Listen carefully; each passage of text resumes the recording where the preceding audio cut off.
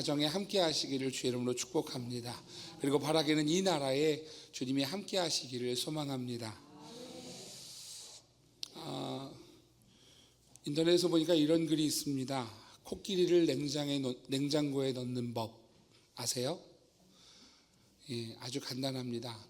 냉장고 문을 연다, 코끼리를 넣는다, 냉장고 문을 닫는다. 예. 이어서 이런 글이 있더라고요. 기린을 넣는 법 아세요? 기린을 어떻게 넣느냐 하면 냉장고 문을 넣는다, 아까 넣은 코끼리를 빼낸다, 기린을 넣는다, 문을 닫는다. 이거예요. 웃자는 얘기예요. 너무 심각하게 보고 계시면 곤란합니다. 그날 사자의 생일잔치가 있었답니다. 이 동물의 왕 사자가 생일잔치를 하는데 모든 동물들이 축하하려고 그 자리에 참석을 했는데 오지 못한 동물이 하나 있답니다. 아직 냉장고에서 못 나온 기린이 못 갔답니다. 코끼리 냉장고에 넣는 법 또 있어요. 한번 들어보세요. 코끼리를 냉장고에 넣기 위해서 아주 실용적인 방법이 있대요. 실용적인 방법은 냉장고를 코끼리보다 더 크게, 훨씬 크게 만들어서 그 냉장고에 코끼리를 넣으면 실용적인 방법이래요. 근데 돈이 많이 들죠. 쉽지 않은 일이에요. 심리학적인 방법이 있답니다. 심리학적인 방법은 뭐냐 하면 냉장고에 들어갈 만한 닭에게 최면을 건다. 너는 코끼리야, 너는 코끼리야, 너는 코끼리야. 그래서 코끼리라고 생각할 때쯤 냉장고에 넣는다. 이게 심리학적인 방법이래요. 안 재밌으세요? 너무 심각하게 보시고 어떻게 최면 넣나 이러시 곤란하세요. 그냥 여러분 들으시면 돼요. 그리고 경찰 행정학적인 방법이 있답니다. 닭을 고문한다. 코끼리라고 자백을 받는다. 그리고 자신이 코끼리라고 하는 닭을 냉장고에 넣는다. 경찰 행정학 방법이래요. 정신분석학적인 방법이 있답니다. 코끼리가 냉장고에 들어가는 꿈을 꿀 수 있도록 냉장고를 계속 보여준다. 그리고 꿈꾸게 한다. 행정학적인 방법이 있답니다. 행정학적으로 코끼리를 어떻게 냉장고에 넣는가. 코끼리가 사는 아프리카 지역 이름을 냉장고로 바꾼다. 예. 오, 그러시면 곤란한데? 진짜로 바꾸시게요? 정치학적인 방법이 있답니다. 뇌물을 주고 코끼리가 냉장고에 들어갔다라고 하는 여론을 조작한다. 언론학적인 방법이 있답니다. 일단 뉴스에 내고 본다. 그래요. 교육학적인 방법이 있습니다. 코끼리가 냉장고에 들어가는 법을 수학능력 시험의 문제로 낸다. 그러면 늘 수 있대요. 종교 가운데 힌두교가 있죠. 힌두교적인 방법이 있답니다. 코끼리를 죽인다. 그리고 코끼리가 닭으로 태어날 때까지 또 죽인다. 언젠간 닭으로 태어날 것이다. 여러분 힌두교는 이 윤회를 믿잖아요. 그죠? 예. 이해가 안 되셨어요? 예. 그런 의미래요. 불교적인 방법이 있답니다. 불교적인 방법은 이런 방법이에요. 보리수는 본디 나무가 아니요, 코끼리도 본디 짐승이 아니라, 그렇다면 냉장고는 도대체 무엇이란 말인가? 보리수도 하나요, 코끼리도 하나요, 냉장고도 하나라. 모든 것이 하나이니 또한 그 안에 있는 것이라. 기독교에서는 어떻게 할까요? 하나님 앞에 기도한다. 우리는 알고 있습니다. 여러분, 코끼리를 냉장고에 넣을 수 없다는 걸 알고 있지요. 비슷한 예가 될지 모르겠습니다만 하나님이 인간이 되신 것이 그와 같은 일 아닌가 하는 생각이 들어요. 팀 켈러 목사님의 책 이 시대가 잃어버린 이름 예수라고 하는 책이 있는데요. 그 책에 보면 이렇게 쓰여져 있습니다. 예수라는 이름을 이 시대가 잃어버렸다. 그러면서 이런 문장을 기록하고 있어요. 하나님이 작아져 한 뼘 인간이 되신 신비라는 문장이 있어요. 하나님이 작아졌대요. 여러분, 하나님이 작아지실 수 없는 크신 하나님이신데요. 그 하나님이 작아지셔서 한 뼘밖에 안 되는, 한 자밖에 안 되는 인간이 되셔서, 아기가 얼마나 여러분 작아요. 그런데 그 한 뼘밖에 안 되는 인간이 되셔서 그래서 오신 신비, 이게 성탄이라는 것이지요. 도무지 일어날 수 없는 일인데 마치 코끼리가 냉장고에 들어갈 수 없는 것처럼 크신 하나님이 인간에게 갇힐 수 없는 그런 하나님이신데 인간이 되셨다라는 거지요. 그럼에도 불구하고 이 세상에 오신 예수님을 세상은 결심했습니다. 세상은 예수님께 무심하거나 또는 예수님을 왜곡하기로 결정했습니다. 여러분, 그 역사적 사실이 실화가 오늘 왜곡되었다. 그것이 바로 성탄의 신비라고 하는 것이지요. 그러면서 그 책에 이렇게 기록이 되어져 있어요.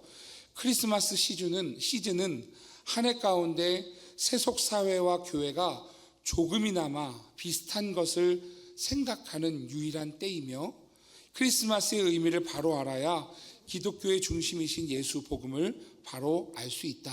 이렇게 기록되어 있어요. 여러분, 이 성탄의 시즌에 세상도 아주 조금이나마 예수님을 생각할 시즌이기에 오늘 여러분 우리가 가는 곳마다 그 예수님을 전할 수 있는 주의 성도들이 되시기를 주의 이름으로 축복합니다. 우리는 성탄 시즌을 맞이하고 있습니다. 성탄 시즌을 맞아서 우리 지난주에 말씀 함께 나눴었죠. 혹시 기억하실까요? 제목이 성탄, 그럴 줄 알았어요. 지난주 말씀 제목이죠. 같이 이제 저를 따라해 주세요. 성탄, 불쌍히 여기시는 하나님. 예, 고개를 이렇게 끄덕끄덕 하시는 분들이 계시네요. 여러분 기억나세요? 여러분, 성탄이 어떤 의미인가 하면 하나님이 우리를 불쌍히 여기셨다라는 거예요. 그게 성탄의 진짜 의미라는 것이지요. 여러분, 하나님은 우리를 불쌍히 여기셨습니다. 도저히 하나님 앞에 구원받을 수 없는 우리들, 영원한 지옥불에 던져진 우리들을 불쌍히 여기셨고, 그래서 그 아들 독생자를 보내셔서 우리를 다시 살리신, 구원하신, 우리를 불쌍히 여기시는 하나님, 오늘 그 하나님의 은혜로 오늘 우리가 살게 되었다라고 하는 것이지요. 그러한 은혜를 입은 우리들이기에 여러분, 우리도 불쌍히 여기는 주의 성도가 되시기를 주의 이름으로 축복합니다. 아직 주를 알지 못하는 이들에게, 그리고 주님을 알아도 연약한 이들에게, 어려운 이들에게 불쌍히 여길 수 있는 하나님을 닮아가는, 예수 그리스도를 닮아가는 주의 성도들이 다 되시기를 주의 이름으로 축복합니다. 제가 지난주에 이거 말씀드렸잖아요. 그죠? 예, 불쌍해서 어려워서 하나님이 우리를 그렇게 보시니 우리가 은혜를 입었더라. 우리도 그렇게 하나님 앞에 은혜를 여러분 우리가 전할 수 있는 성도가 되시기를 축복합니다. 어제 대통령 탄핵안이 가결되었지요. 너무나 안타깝고 너무나 속상한 현실입니다. 정치 이야기하려는 것 결코 아닙니다. 역사 이야기를 하려고 합니다. 우리 대한민국의 역사 가운데 어느 나라도 경험하지 못했을 그러한 탄핵이 벌써 2번이나 일어나게 되었죠. 역사에 너무나도 안타깝고 속상하고 여러분 자다가도 벌떡 일어날 만한 그러한 일을 우리나라는 겪었습니다. 여러분, 이때에 우리가 다시 하나 될 수 있도록 위해서 기도했으면 좋겠습니다. 상처받은 국민들을 위해서 불쌍히 여겼으면 좋겠고요. 또 더 나아가서는요, 정치인들 위해서도 불쌍히 여겼으면 좋겠고요. 그래서 이 나라가 서로 불쌍히 여김으로 다시 하나가 될 수 있는 나라가 될 수 있기를 간절히 소망합니다.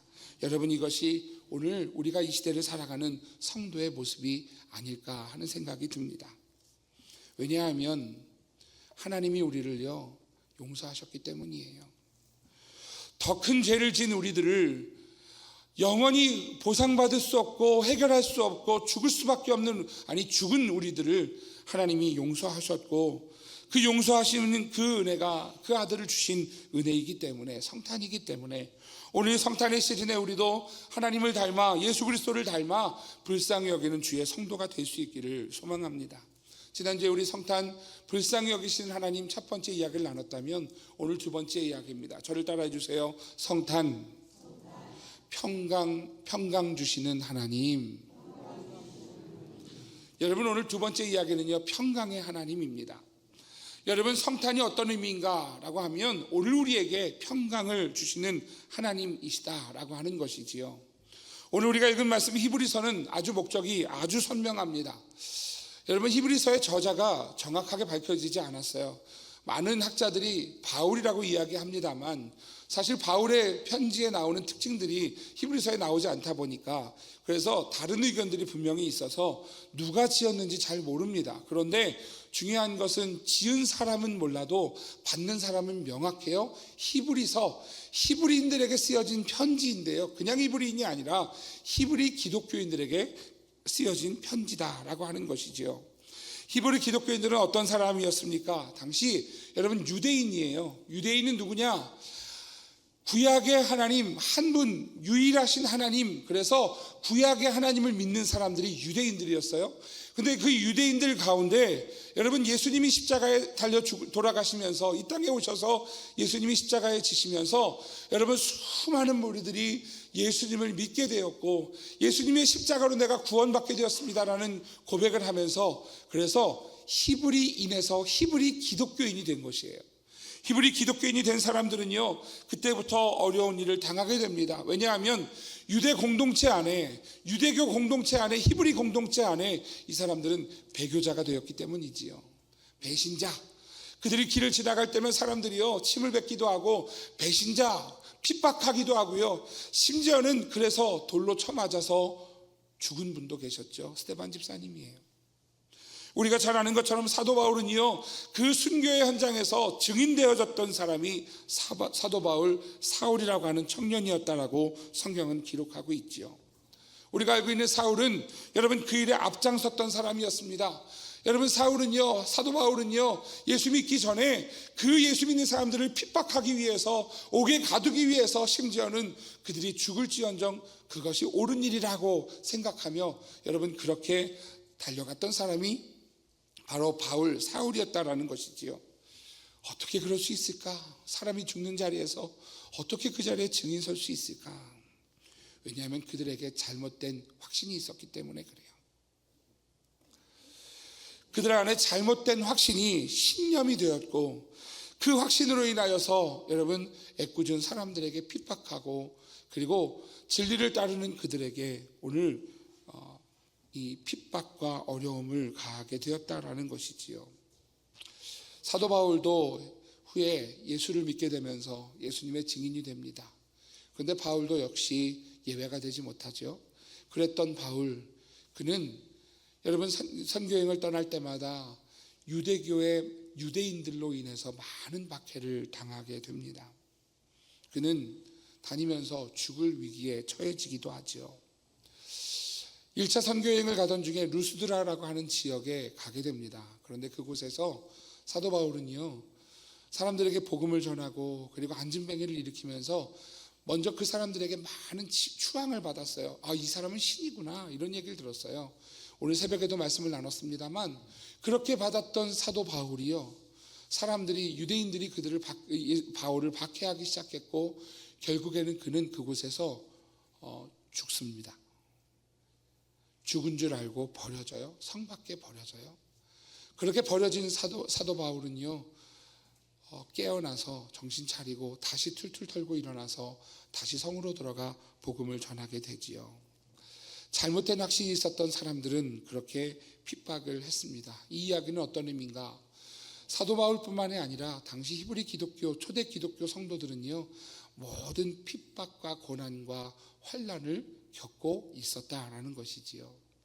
그러니 여러분 초대교회 성도들이 어떻겠습니까? 이 신앙을 지키기가 쉬울까요? 어려울까요? 어렵죠. 분명히 예수님이 하늘로 올라가시면서 너희들이 본 그대로 내가 다시 올게 라고 말씀하셨는데, 그런데 오실 기미는 보이지 않고 현실은 너무 어렵고 현실은 정말 환난과 핍박이 너무 어려운 상황 속에서 그들이 하나둘씩 돌아가기 시작을 했어요. 그러한 히브리 기독교인들을 향하여서 히브리서가 기록된 것이다 라는 거예요. 오늘 히브리서 3장 5절 6절 말씀, 보이지 않아도 그리스도의 약속 신앙을 붙잡아라 라고 하는 말씀이에요. 우리 3장 5절 6절 말씀 같이 한번 읽어보겠습니다. 같이요, 시작. 또한 모세는 장래에 말할 것을 증언하기 위하여 하나님의 집에서 종으로서 신실하였고 그리스도는 하나님의 집을 맡은 아들로서 그와 같이 하셨으니 우리가 소망의 확신과 자랑을 끝까지 굳게 잡고 있으면 우리는 그의 집이라. 아멘. 히브리서의 가장 중요한 단어 중에 하나입니다. 저를 따라해 주세요. 우리가 소망의 확신과 자랑을 끝까지 굳게 잡고 있으면 우리는 그의 집이라. 히브리서의 아주 중요한 단어예요. 끝까지 굳게 잡고 있어라. 이걸 놓치면 너희들 포기하게 되는 거야, 중단하게 되는 거야, 무너지는 거야, 천국까지 못하는 거야. 이렇게 이야기하면서 이야기하는 거예요. 끝까지 굳게 잡아라 라는 것이지요. 그 말씀이 12절 14절에도 반복이 됩니다. 같이 읽겠습니다. 형제들아, 너희는 삼가 혹 너희 중에 누가 믿지 아니하는 악한 마음을 품고 살아계신 하나님에게서 떨어질까 조심할 것이요, 오직 오늘이라 일컫는 동안에 매일 피차 권면하여 너희 중에 누구든지 죄의 유혹으로 완고하게 되지 않도록 하라. 우리가 시작할 때에 확신한 것을 끝까지 견고히 잡고 있으면 그리스도와 함께 참여한 자가 되리라. 아멘. 여러분, 이 3장에서 또 이렇게 이야기하죠. 누구든지 누가 믿지 아니하는 악한 마음을 품고 너희들을 지금 혼란하게 만들고 무너뜨리려고 하면 살아계신 하나님께서 떨어질까 조심해야 돼 라고 이야기하는 거예요. 여러분, 이것은요 교회 밖에 사람들 얘기하는 게 아니에요. 교회 안에 성도들에게 요청하는 거예요. 너희들이 악한 말로 너희들 마음을 흔들고 신앙을 흔들고 이 믿음을 흔들면 흔들리지 말아라 라고 이야기하는 거죠. 끝까지 견고히 잡고 있어야 돼 라는 거예요. 또 이야기합니다. 누구든지 죄의 유혹으로 완고하게 되지 않도록 하라. 완고할 때 어떤 현상이 일어납니까? 완고한 사람이 다른 사람의 말이 들려요, 안 들려요? 안 들려요, 안 들려요. 완고한 사람은 절대로 듣지 못해요. 여러분, 듣지 못하는 완고함 가운데 빠져서 오늘 성경은요 죄의 유혹에 넘어질까 조심해라, 끝까지 굳게 잡아라. 여러분, 이 말씀은요 히브리 기독교인들에게만이 아니라 오늘 저에게, 여러분에게, 오늘 신앙생활하며 오늘 예배 가운데 나온 성도들에게 동일하게 요청하는 거예요.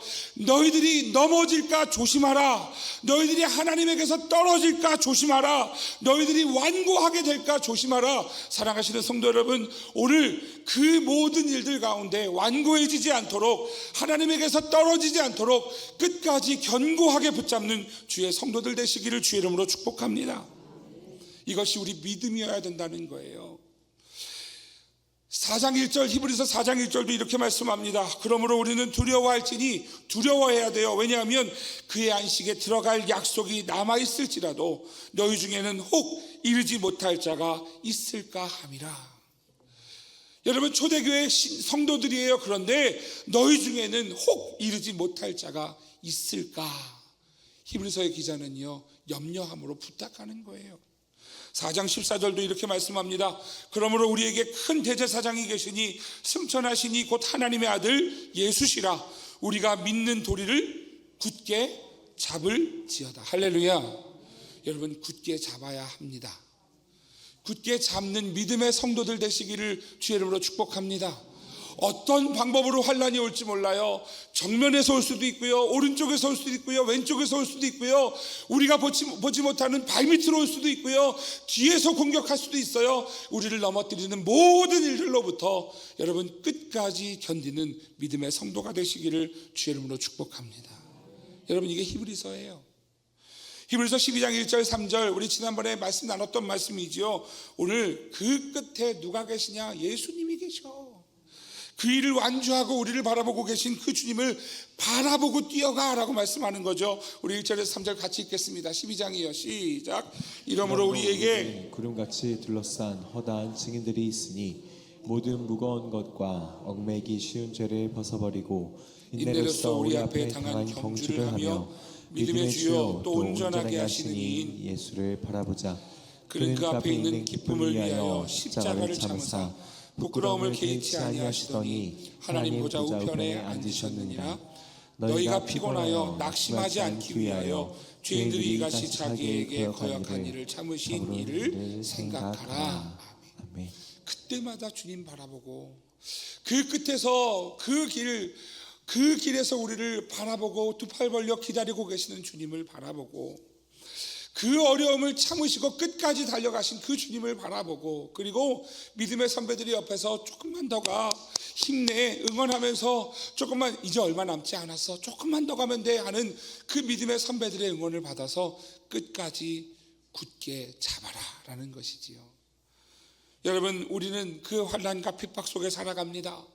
생각지도 못한 그러한 어려움 속에서 믿음을 잃어버리기 쉬운 오늘의 현실을 살아갑니다. 사랑하시는 성도 여러분, 지지 마십시오. 무너지지 마십시오. 주저앉지 마십시오.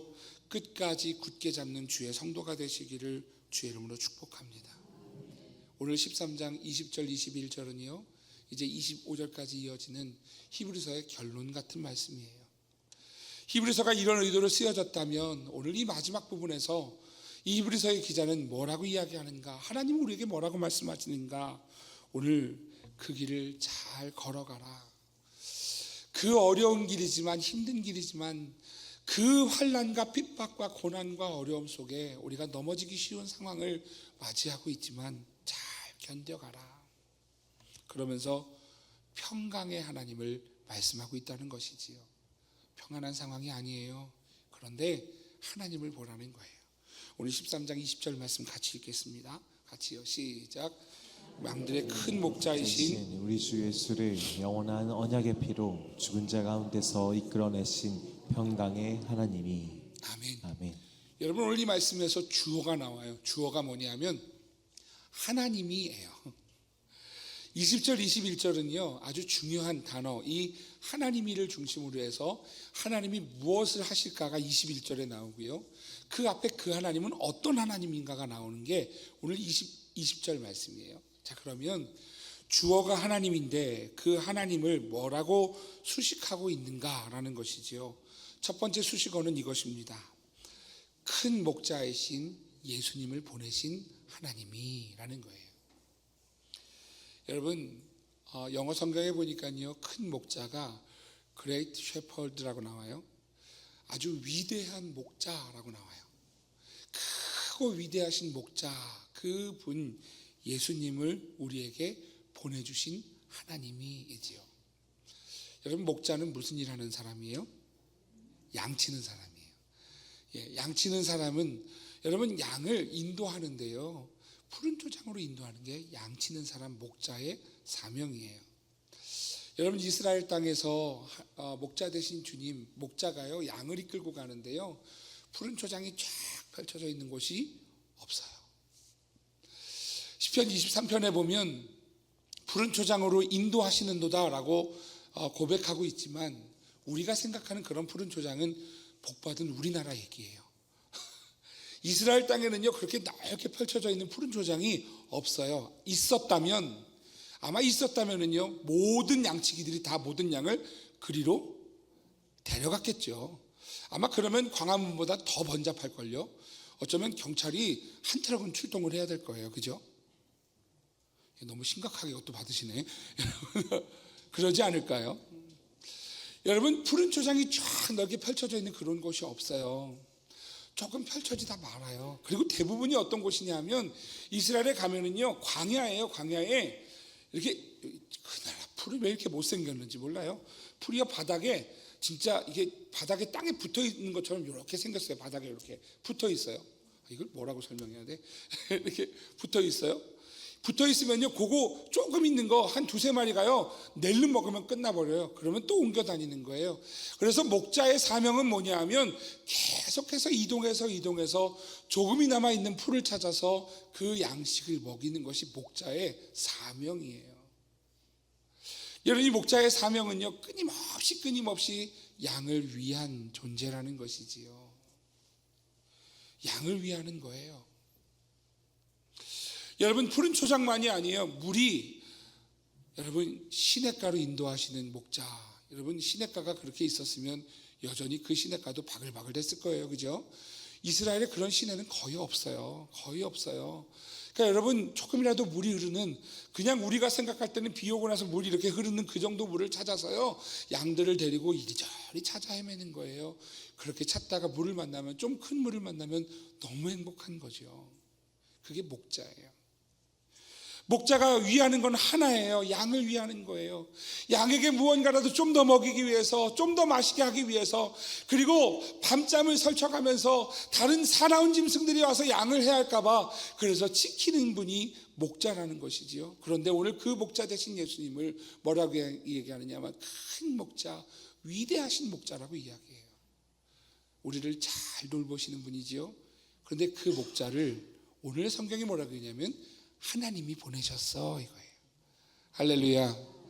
여러분, 하나님이 우리를 위하여서 예수 그리스도를 보내신 것을 믿으시기를 축복합니다. 수식어가 또 나와요. 20절 내내 수식어예요. 이렇게 수식합니다. 예수를 언약의 피로 죽은 자 가운데서 이끌어내신 하나님이다, 이렇게 얘기해요.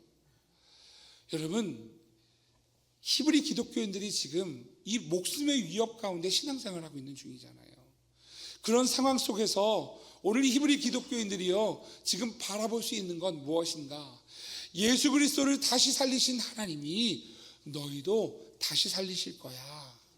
너희도 다시 살리셔서 영원한 천국으로 인도하실 거야 라고 하는 오늘 그 약속, 바로 그 하나님이라고 지금 이렇게 설명해 주고 있는 것이에요.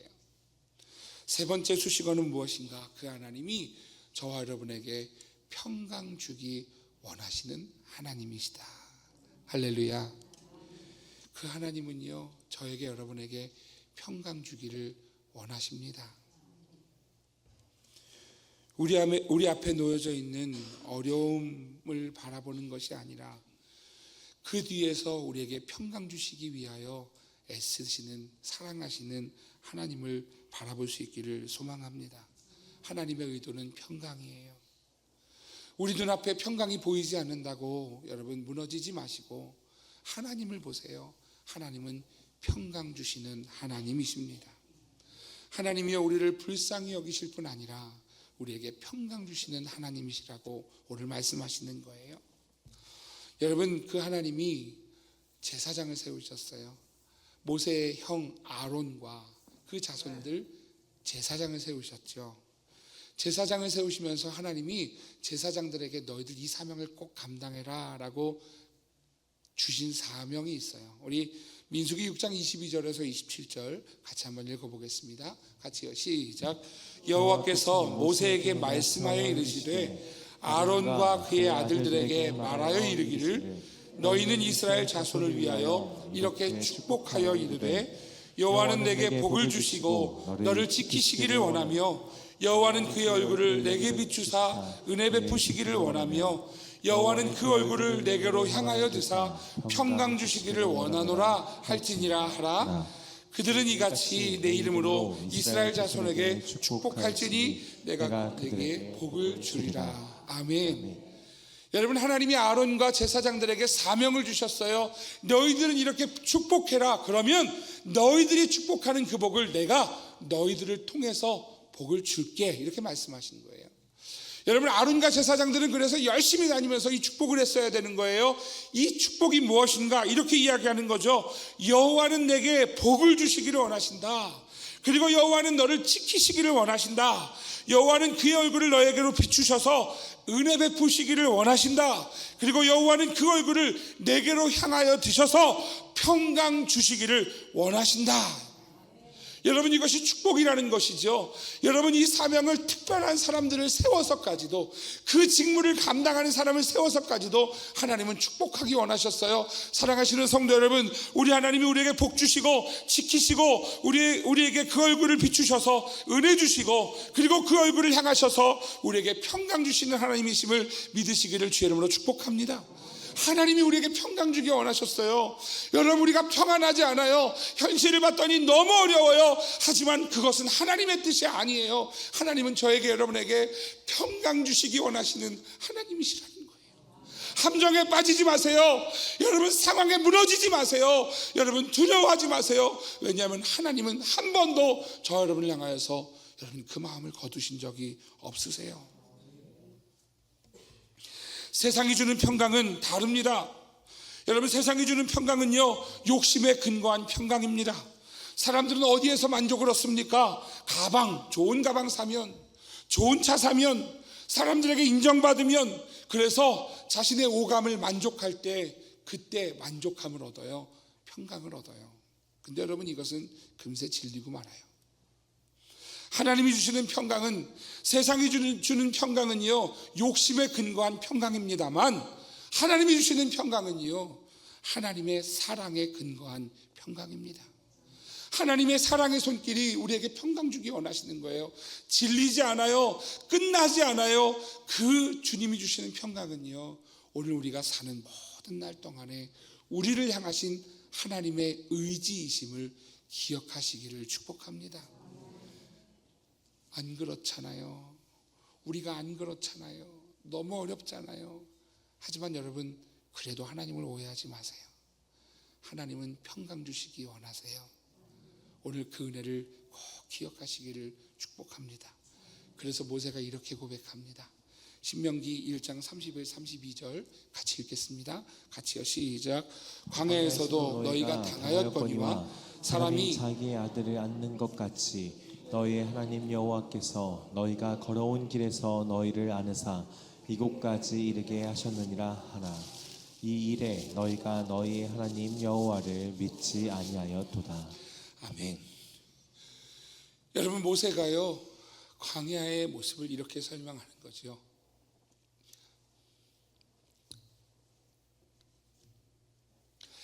여러분, 광야는 어떤 곳이었습니까?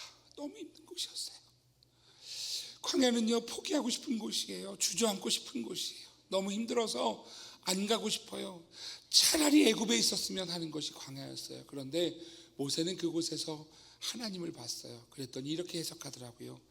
광야에서도 너희가 당하였거니와 사람이 자기의 아들을 안는 것 같이 너희 하나님 여호와께서 너희가 걸어온 그 광야길에서 너희를 안으사 이곳까지 이르게 하셨다. 하나님의 사랑이에요. 여러분, 광야는요, 힘들어요. 포기하고 싶어요. 돌아가고 싶어요. 그런데 그곳에서 오늘 모세는요, 하나님을 봤어요. 하나님이 그 백성을 사랑하셔서 그 광야에 내버려 두지 않으시고요, 하나님이 안아주시는, 사람이 자녀를, 자기 자식을 안는 것처럼, 자기 아들을 안는 것처럼 그 광야의 환난 가운데 안아주시는 하나님을 모세가 봤어요. 그래서 고백하는 거예요. 사람이 자기 아들을 안는 것 같이 너희 하나님 여호와께서 너희가 걸어온 길에서, 그 광야 길에서, 그 혼란하고 힘들고 어려운 상황 속에서 너희를 안으사 이곳까지 이르게 하셨느니라. 여러분, 이것이 우리의 인생에 하나님의 손길임을 믿으시기를 주의 이름으로 축복합니다. 보이지 않아서 사람들은 불평했어요. 보이지 않아서 하나님이 안 계신 것 같아서 그곳에서 무너지고 말았어요. 하지만 여러분, 하나님은 한 번도 우리를 버린 적이 없어요. 하나님은요, 급함에 우리를 안고 계시는 하나님이셨다는 거죠. 믿음의 눈으로 보시면 평강 주시는 하나님이 보이심을 기억하시기를 축복합니다. 여러분, 세상이 주는 평강은요, 겉보기에만 평강입니다. 하지만 하나님이 주시는 평강은 달라요. 오늘 여러분, 그 평강이 우리 모든 성도들에게 그 마음 가운데, 삶 가운데, 가정 가운데, 자녀들 가운데 임하시기를 주의 이름으로 축복합니다. 여러분, 그 하나님 평강 주시는 하나님의 은혜는 어떤 것인가? 그 아들을 주셨어요. 첫 번째, 그 아들을 주신 은혜가 무엇인가? 우리를 온전하게 하시기 위해 그 아들을 주셨습니다.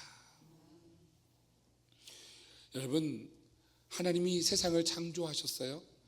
어제 학습세대 교육에서도 이렇게 가르쳐 드렸었는데요, 세상을 창조하시면서 하나님이 창세기 1장을 우리에게 기록하신 목적이 있어요.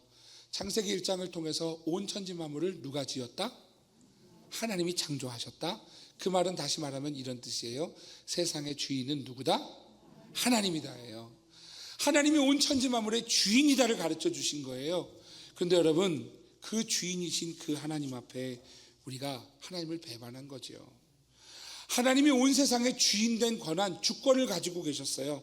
디모데전서에서 사도 바울은 이렇게 이야기합니다. 기약이 이르면 하나님이 그의 나타나심을 보이시리니 하나님은 복되시고 유일하신 주권자이시며 만왕의 왕이시며 만주의 주시다. 오직 그에게만 죽지 아니함이 있고 가까이 가지 못할 빛에 거하시고 어떤 사람도 보지 못하였고 또 볼 수 없는 이신이 그에게 존귀와 영원한 권능을 돌릴지어다. 아멘. 여러분, 유일하신 온 세상의 주권자는 오직 하나님뿐이시지요. 그런데 그 하나님, 여러분, 그 하나님 앞에 인간이 범죄한 거예요. 무슨 범죄했는가? 하나님 앞에 불순종했죠. 쉽게 얘기하면 이거예요. 그런데 이 원리를 말씀드리면 이거예요. 하나님이 에덴 동산에 선악을 알게 하는 나무를 두셨어요. 많은 분들이 질문을 하세요. 왜 하나님 그걸 굳이 두셔서 우리를 이렇게 어렵게 하시나요? 하나님 왜 선악을 알게 하는 나무를 이 에덴 동산에 두셨나? 여러분, 에덴 동산에서 아담에게 하나님이 제안하신 게 없어요. 여기서 마음껏 누려. 그런데 하나만 선 넘지 마. 이게 뭐냐면 선악을 알게 하는 나무야. 이게 무슨 차이냐면 내가 하나님이고 너는 백성이야. 유일한 차이로 선을 두신 게 선악을 알게 하는 나무라는 거죠. 그런데 다른 것 다 누릴 것을 포기하고 여러분, 그 넘지 말아야 되는 선을 넘은 게 아담의 죄라는 거예요. 아담이 그렇게 죄를 범함으로 인하여서 하나님의 선을 넘어버렸어요. 그게 죄예요. 하나님의 말씀에 불순종했어요. 이게 죄인 거예요. 여러분, 그래서요, 오늘 아담의 모든 후손들은 그 죄의 결과의 삶을 살게 된 것이지요. 마치 조선시대에 노비가 있어요. 노비가 자녀를 낳았어요. 그러면 그도 노비인 거예요. 하나님 앞에 범죄한 그 죄가 우리에게 흘러서요, 자녀에게 이어지는 것을 원죄라고 이야기합니다. 그 말씀을 로마서 3장 10절은 이렇게 이야기하죠. 기록된 바 의인은 없나니 하나도 없다. 고장난 거예요. 여러분, 하나님이 아름답게 창조하신 그 인간이 고장나 버리고 말았어요. 평강의 하나님은요, 그 고장난 우리를 다시 온전하게 고치시는 하나님이라는 거지요. 여러분, 온전하게 고치시기 위해서 하나님은 그 아들을 보내주셨어요. 십자가에 대신 죽으셨어요. 그 이유는 무엇인가? 우리를 다시 온전하게 살리시는 하나님의 사랑임을 기억하시기를 주 이름으로 축복합니다. 평강의 하나님은요, 우리를 온전하게 하기 위해서 하나님의 아들을 주셨습니다. 오늘 본문 말씀 21절이 이렇게 이야기하죠. 모든 선한 일에 너희를 온전하게 하사. 할렐루야. 오늘 여러분, 이 온전하게 하시는 평강의 하나님을 기억하며 여러분 끝까지 승리하는 성도가 되시기를 축복합니다. 두 번째, 평강의 하나님이 주시는 은혜가 무엇인가? 그 아들을 주셨는데 하나님의 뜻을 행하게 하시기 위해 그 아들을 독생자를 주셨다라는 거예요. 여러분, 우리에게 남겨진 사명입니다. 하나님의 뜻을 따라 사는 것이지요. 예수님께서 이 땅에 오신 이유는요, 하나님의 뜻을 이루기 위해 오셨어요. 히브리서 10장 9절에서 10절은 이렇게 말씀합니다. 그 후에 말씀하시기를 보시옵소서 내가 하나님의 뜻을 행하러 왔나이다 하셨으니 그 첫째 것을 폐하심은 둘째 것을 세우려 하심이라. 이 뜻을 따라 예수 그리스도의 몸을 단번에 들으심으로 말미암아 우리가 거룩함을 얻었노라. 예수님이 이 땅에 오셔서 하나님 아버지의 뜻을 따라 우리를 대신해 죽으셨다. 그래서 우리가 하나님의 거룩함을 얻게 되었다. 갈라디아서 1장 4절도 말씀합니다. 같이 읽겠습니다. 같이요. 시작. 그리스도께서 하나님 곧 우리 아버지의 뜻을 따라 이 악한 세대에서 우리를 건지시려고 우리의 죄를 대속하기 위하여 자기 몸을 주셨으니. 아멘. 아멘. 여러분, 예수님께서 자기 몸을 주신 이유가 무엇인가? 하나님 곧 우리 아버지의 뜻을 따라 오셨다라는 거예요. 여러분, 이것이 오늘 우리에게 주어진 하나님의 뜻의 사명입니다. 주님은 우리에게 그 뜻을 이루라고 말씀하셨어요. 아까 읽었던 히브리서 10장 10절 말씀에서 우리가 거룩함을 얻었노라. 하나님의 뜻이 무엇이냐면 우리의 거룩함이죠. 데살로니가전서 4장 3절도 읽어보겠습니다. 같이 읽습니다. 시작. 하나님의 뜻은 이것이니 너희의 거룩함이라 곧 음란을 버리고. 할렐루야. 사랑하시는 성도 여러분, 하나님의 뜻이 무엇인가? 오늘 완악한 마음을 버리고 오늘 악한 그 자리에서 떠나서 오늘 너희가 거룩함이라, 이것이 하나님의 뜻이다라는 거예요. 오늘 그 거룩함을 이루는 주의 성도가 되시기를 주의 이름으로 축복합니다. 오늘 21절 중간은 이렇게 말씀합니다. 자기 뜻을 행하게 하시고, 이것이 하나님이 우리를 향한 하나님이 원하시는 일이다라는 것이지요. 여러분, 평강의 하나님은 우리가 하나님의 뜻을 행하라고 우리를 부르셨습니다. 오늘 그 뜻을 행하는 거룩한 주의 자녀가 되는 것이 우리가 살아가는 사명이라는 것이지요. 이 거룩한 자녀가 되기 위해서 우리가 무엇을 해야 되는가? 하나만 기억했으면 좋겠어요. 하나님, 내 마음에 예수님 마음을 허락해 주십시오. 그 말이 이렇게 문구가 있어요. 예수님이라면 어떻게 하실까? 저를 따라해 주세요. 예수님이라면 어떻게 하실까? 여러분, 우리의 말함에 예수님이라면 어떻게 하실까를 기억하며 말할 수 있기를 바랍니다. 우리가 생각함에 예수님이라면 어떻게 하실까 생각하며 여러분, 우리의 생각을 이루기를 축복합니다. 우리가 삶을 행할 때, 누군가를 만날 때, 누군가를 대할 때, 무슨 일을 할 때든지 예수님이라면 어떻게 하실까를 하나님 앞에 고민하며 묻고, 그리고 살아갈 수 있는 주의 성도가 되시기를 주의 이름으로 축복합니다. 주님의 뜻을 이루는 하나님의 사람들이 될 줄 믿습니다. 마지막 세 번째예요. 평강의 하나님이 주시는 은혜가 무엇인가? 하나님 나라의 즐거움을 누리게 하시기 위해 그 아들을 주셨다라는 것이지요. 오늘 13장 21절 뒷부분은 이렇게 말씀합니다. 같이 읽겠습니다. 시작. 그 앞에 즐거운 것을 예수 그리스도로 말미암아 우리는 가운데서 이루시기를 원하노라. 영광이 그에게 세세 무궁토록 있을지어다. 아멘.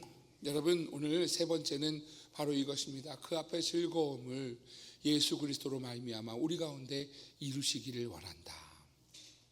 즐거움이 뭘까요? 즐거움은 세상의 즐거움이 아니겠죠.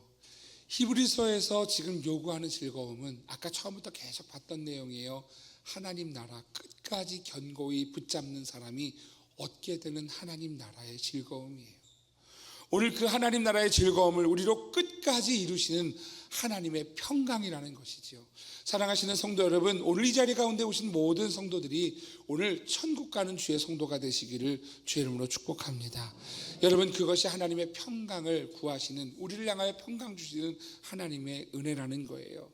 우리는 하나님의 나라를 바라볼 수 없었어요. 하나님의 나라를 꿈꿀 수도 없었어요. 그런데 오늘 하나님이 평강 주시기 원하시는 그 하나님이요, 오늘 우리에게 예수 그리스도 독생자를 주셔서 오늘 우리에게 구원의 살 길을 열어주셨고, 그래서 우리가 천국을 바라볼 수 있는 주의 성도가 된 줄을 믿으시기를 주의 이름으로 축복합니다.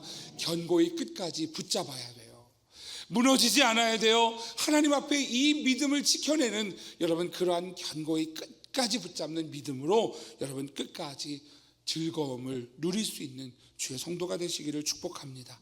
여러분, 예수님은 이렇게 말씀하시지요. 마태복음 5장 11절 12절입니다. 같이 읽습니다. 시작.